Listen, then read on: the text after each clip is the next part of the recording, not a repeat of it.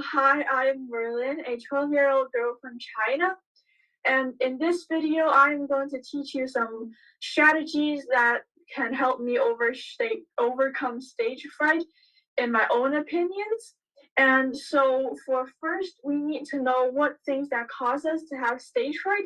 For me personally, there are several things that cause me to have stage fright. One of it is like people will make judgments.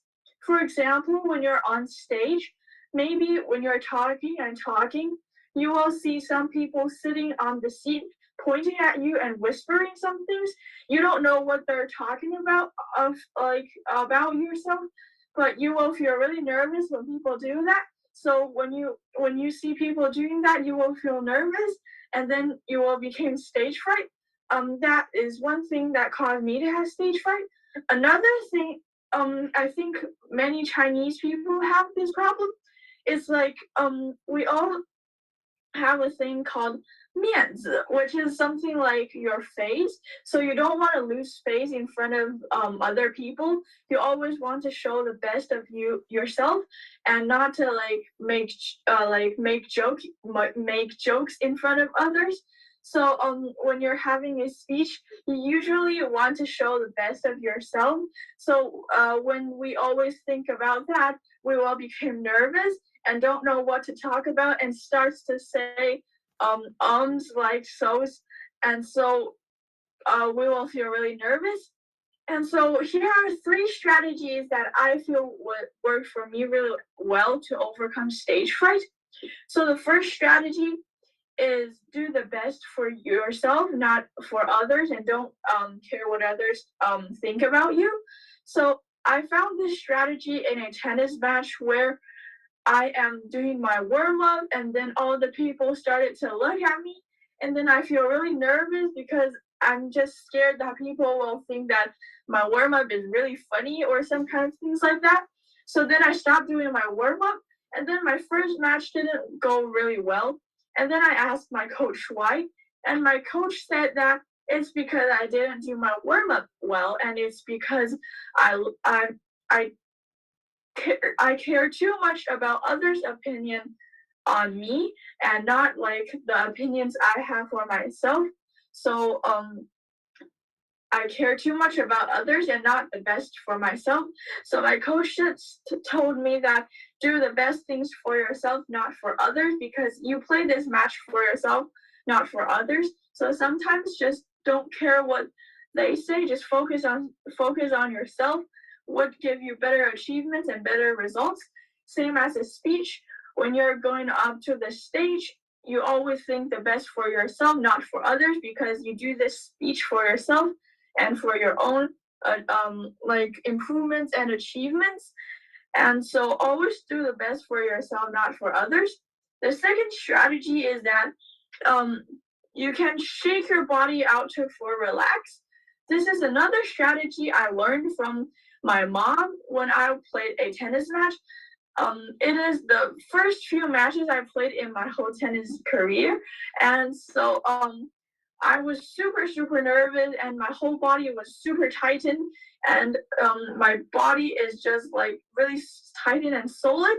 So my mom just told me that maybe you can shake your body out so that you can feel more relaxed. And how you do that is just you shake your arms, your legs, every part of your body hardly, so that afterwards you will feel relaxed and you won't feel that nervous because your body is relaxed. So that causes like your mind to feel not that tightened up and nervous. And so when you go upstage, you can do this and try to do several times so that make your body fully relaxed. And then just like be relaxed to go on the stage and talk fluently and talk the best out for the speech. And the last strategy I got is to because you need to have eye contact with the audience when you're presenting a speech. You can't just stare at your feet or stare at your pocket or somewhere that is not really necessary where you should look at a speech. So, and when you look at the audience's eyes, you will feel nervous because there are tons of people staring at you to listen to your presentation. and then you will feel really nervous.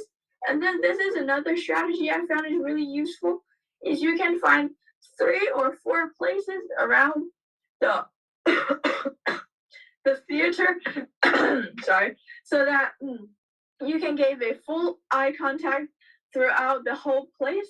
So when you look at this place, you have maybe like a chair or a staircase that you can look at, because I feel when you're giving a presentation, there's no way the whole place is full of people, even the stairs is full of people.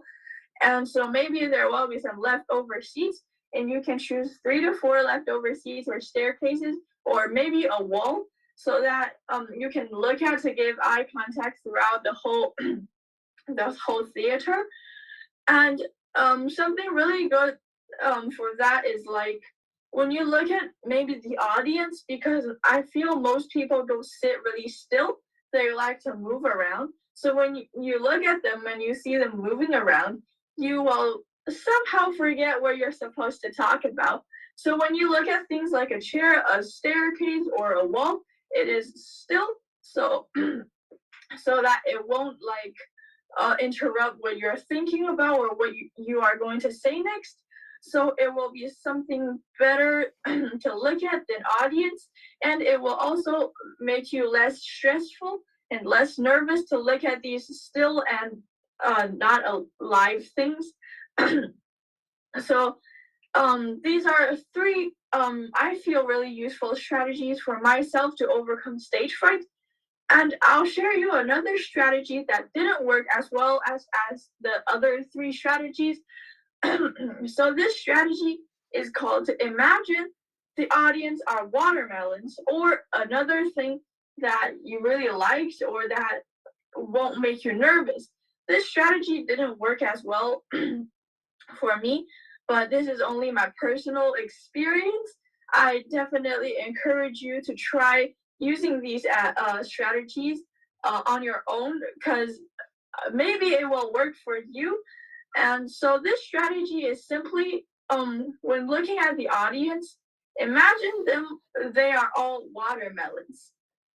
And then so that you won't feel really nervous because you're talking to watermelons.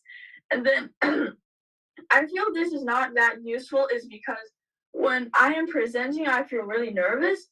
And then when I feel nervous and I have to remember what I'm going to talk about, and then I just don't have the time to imagine the audience are watermelons.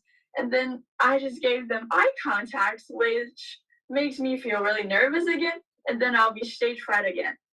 So this is a strategy that didn't work really well for me, but definitely encourage you to try it. And so to conclude this video is simply saying that the 3 strategies that worked for me is to always do the best things for yourself, not for others, and to shake your body out when you're going upstage or doing other things, because this strategy actually worked really well for nervous. And the last one is when you're giving a speech, you can choose 3 to 4 still things, chairs, staircases, or walls to look at, so that you don't really need to stare at the audience's eyes, so that you won't be much nervous as before. And importantly, a thing that I noticed is that when people are stage fright is because they don't believe in themselves that they can do the best and present all what they got to the audience. So sometimes when you are more confident on speaking publicly, you will simply just forgot about stage fright.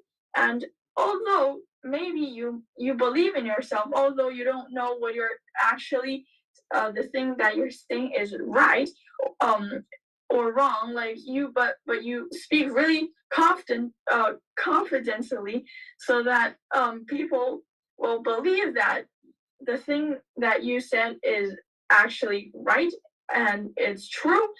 And so another thing is that from the past few weeks, I've watched a movie called The King Richard. It's mainly a story about Venus and Serena Williams, both really incredible women tennis players in singles. And the thing that I noticed that between me and them, the biggest difference is that they believe in themselves that they are the best and they can play the best and nobody can beat them because they're the best. And so sometimes just believe in yourself when going up stage. Believe in yourself that you are the best and you can say the best things that you have prepared to the audience, and maybe you can give yourself some like ways to encourage yourself, maybe say like come on or some kind of things like that to encourage yourself to be more confident and more believe in yourself. So I think that's all for the video, and hope you feel these strategies are useful, and thank you.